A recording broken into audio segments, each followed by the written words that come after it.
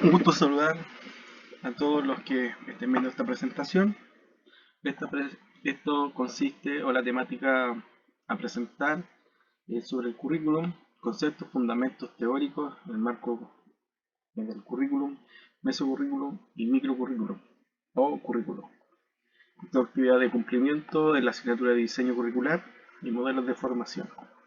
Quien le habla es Rodrigo Sobarzo Ruiz, estudiante del doctorado de Ciencia de la Educación y Estadística. Bueno, en primer lugar, acá tenemos una imagen que nos hace referencia a un aula de clase. Si bien nosotros, como profesores, quien habla y quien escucha, generalmente asociamos el currículum al aula, pero el currículum en sí, como dice acá, es considerado el proyecto formativo que ofrece una institución educativa. Por lo tanto, el currículum no solamente está inserto en el aula, sino que también está inserto en el modelo educativo de la institución y también está inserto en las políticas públicas, ya sean nacionales o internacionales, que puedan regir cierta orientación a un marco normativo para los procesos de formación de la institución de educación superior o lo que ya es habitual en los centros de educación escolar. Por lo tanto, para que podamos analizar bien este tema, es necesario saber qué es el currículo. En sí, no existe una definición exacta ni única, son variadas, dependiendo del autor que se pueda analizar. En este caso, vamos a utilizar la de Jiménez, en el 2019, que nos dice así: el currículo educativo es la estructura esencial del plan de estudio, mediante la conjugación de distintos elementos, como son enfoques educativos, teorías de aprendizaje, elementos de la didáctica, la metodología de la enseñanza y la evaluación, que van a normar el proceso formativo de la institución educativa.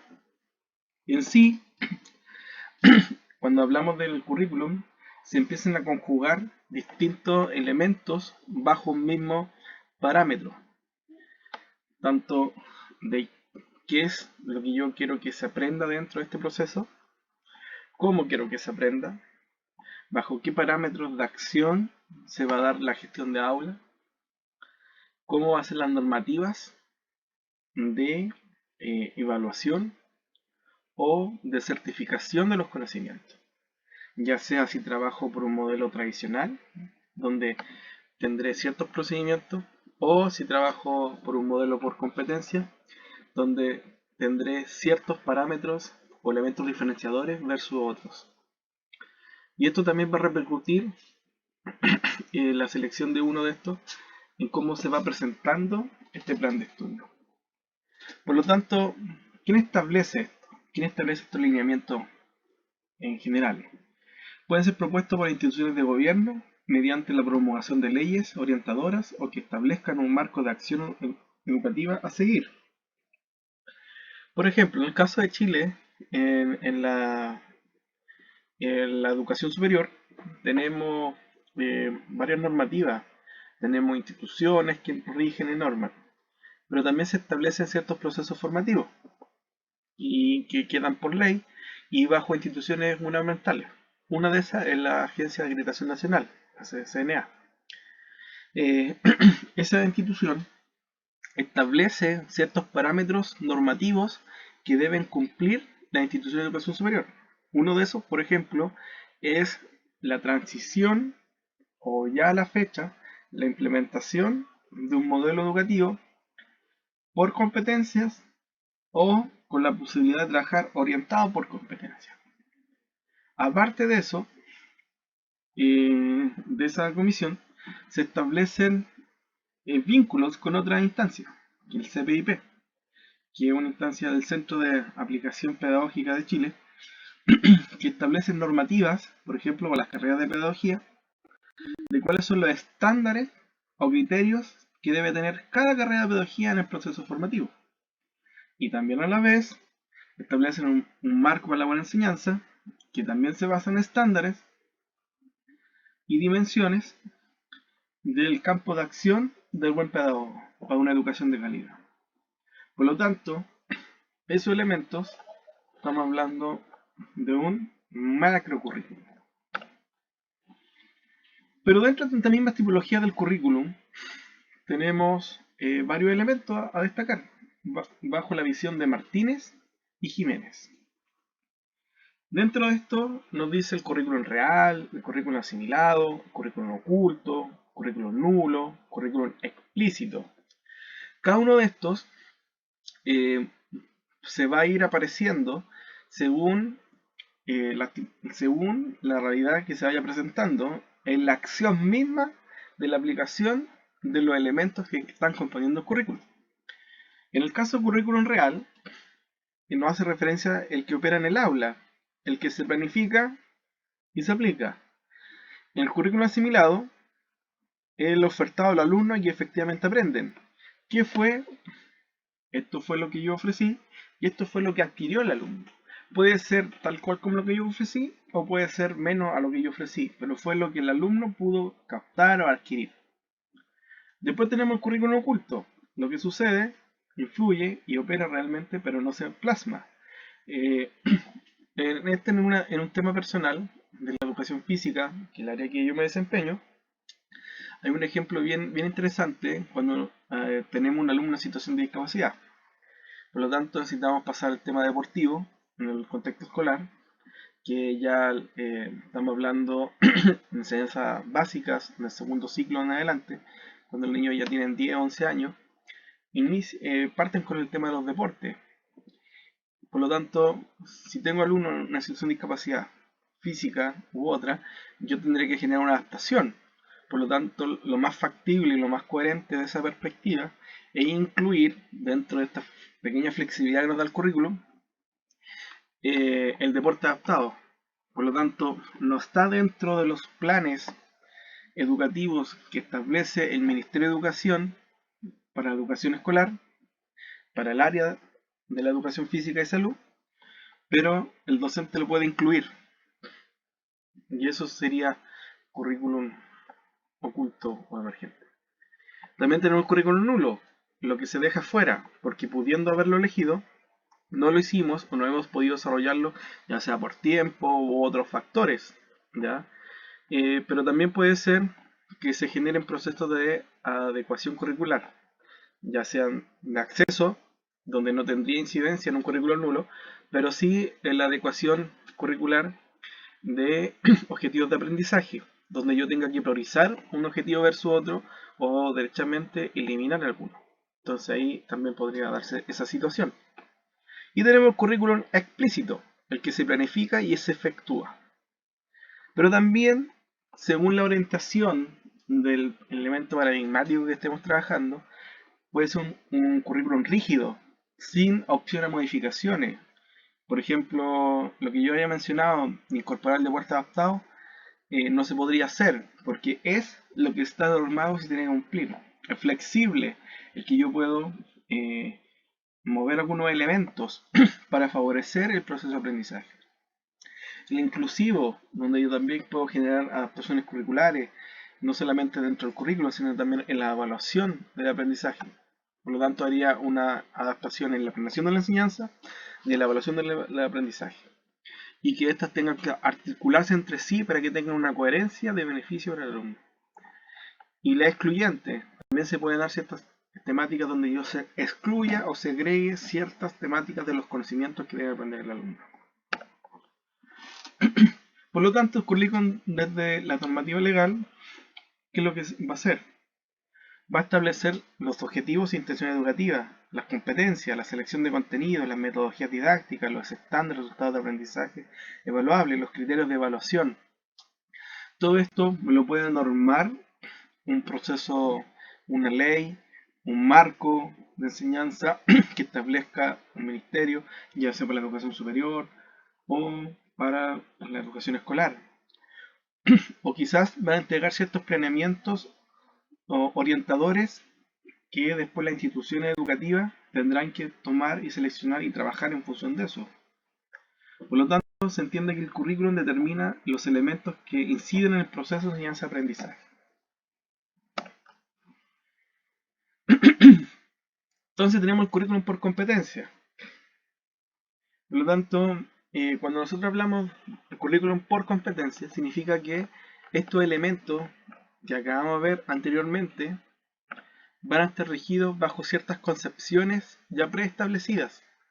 Lo que nos quiere decir que la orientación o la construcción de este proceso va a estar intencionada hacia ciertos elementos o bajo ciertos enfoques.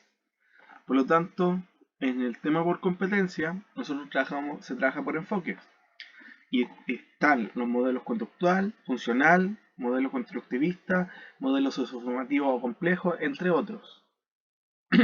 Entonces, puede ser que la normativa legal establezca trabajar por un enfoque en particular o establezca que alguno de estos que tenga que seleccionar.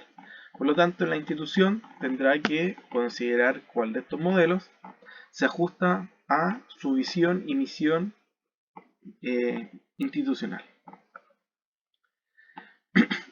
Entonces ahora es cuando se baja este currículum, baja a las distintas instancias. Tenemos el marco currículo, que generalmente lo establecen los parámetros de alineamiento de los ministerios de educación, para después bajar al mesocurrículo, que es el que donde trabajan las instituciones educativas, ya sean universidades o colegios. Para después pasar al microcurrículo, donde es la acción y la aplicación misma del proceso, que ya va más orientado al trabajo de aula, pero también se interrelaciona con el mesocurrículum, dado que en el micro yo puedo hacer la evaluación curricular y ver si mi diseño, que ya lo preestablecí, con la planeación, está dando buenos resultados en la evaluación del currículum. Por lo tanto, el marco curriculum serían las políticas normativas y procesos de acreditación, donde las políticas normativas van a establecer parámetros, objetivos, metas a seguir y ciertos enfoques de trabajo, ya sean muy específicos o de una manera genérica en algunos casos. En los procesos de acreditación, para poder que una institución valide su calidad educativa, se van a establecer ciertos parámetros que va a tener que tener esa institución, ya sea en su modelo de gestión, pero también en la gestión curricular. Cómo están estableciendo los procesos, cómo se están estableciendo los manuales, si los manuales de evaluación o promoción o calificación de grado son correctos. Por lo tanto, eso va a repercutir en el mesocurrículum, donde la visión y misión institucional tendrá que tener un modelo educativo en concordancia con un enfoque por competencia, ya sea un enfoque constructivista o un enfoque socioformativo. Lo importante es que ese enfoque que seleccione la institución tenga que tener una concordancia con la visión y la misión. Si bien el modelo socioformativo puede tributar más un área humanista, pero también pueden considerarlo algunas instituciones de corte confesional para poder vincular los elementos éticos y valóricos dentro de sus competencias o como sus sellos formativos. Pero también dentro de este mesocurrículum se espera que la institución tenga la normativa de funcionamiento en la promoción de estudios, reglamento del académico, reglamento de evaluación. Si bien pueden ser aspectos que puedan estar vinculados en algunos y en otros no, pueden tener ciertas asociaciones. El plan formativo. ¿Cómo se va a construir ese plan formativo en función del perfil del egreso, en función de la concesión de las competencias genéricas, competencias sellos que tenga cada institución, para después pasar a las competencias disciplinares que se van a ver en el otro apartado? También tenemos la orientación de la enseñanza y la evaluación. Dado que la institución se va a establecer un modelo, en un cierto enfoque, eso querrá decir que ese modelo y enfoque va a entregar ciertos parámetros o lineamientos a seguir para tener una concordancia y una coherencia de lo que se establece el modelo a lo que se hace en el modelo. Y tenemos el microcurrículum, donde ya esto va más orientado ya a cada asignatura.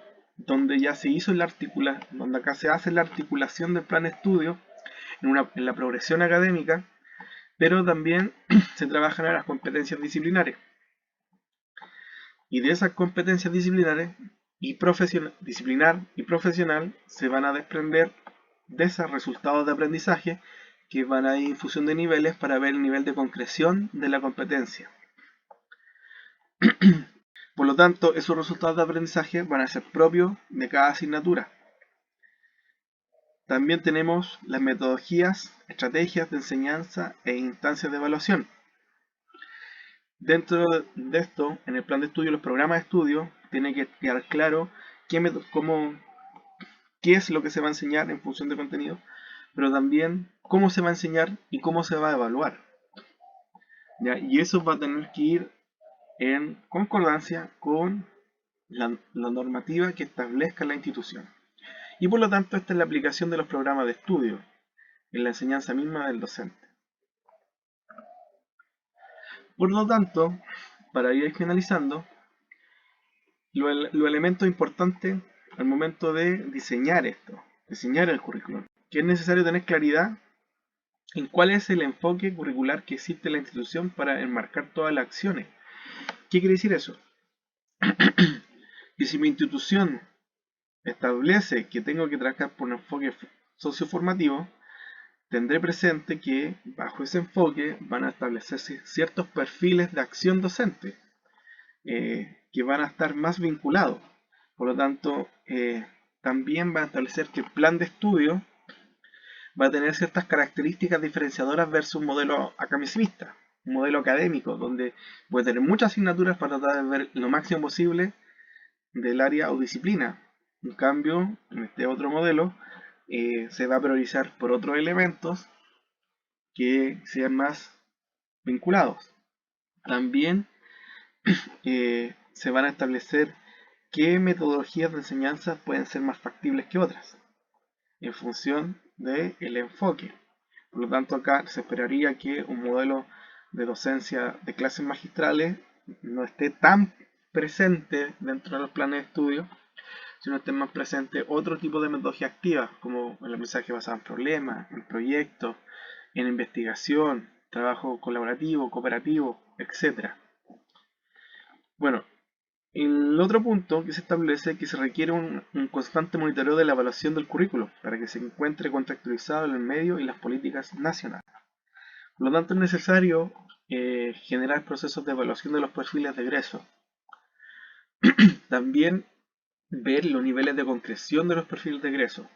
Por eso algunas instituciones establecen perfiles de entrada, intermedio y el perfil de egreso, que estos dos anteriores son elementos tributarios para poder comparar el nivel de concreción de las competencias, junto con sus indicadores de evaluación. Y lo último es el currículum no es una verdad absoluta, por ende se requiere una constante actualización de los elementos teóricos, epistemológicos y paradigmáticos que estén presentes o estén dominando dentro del momento cultural que se esté viviendo. Por eso, actualmente, si bien el modelo por competencia no es nuevo, ha tenido un realce en función de las necesidades que ha establecido la sociedad. No solamente la sociedad, los temas políticos, económicos y culturales. Bueno, esta es la lista de referencias que se utilizaron para esta presentación. Muchas gracias por su atención y nos estaremos viendo en una próxima oportunidad.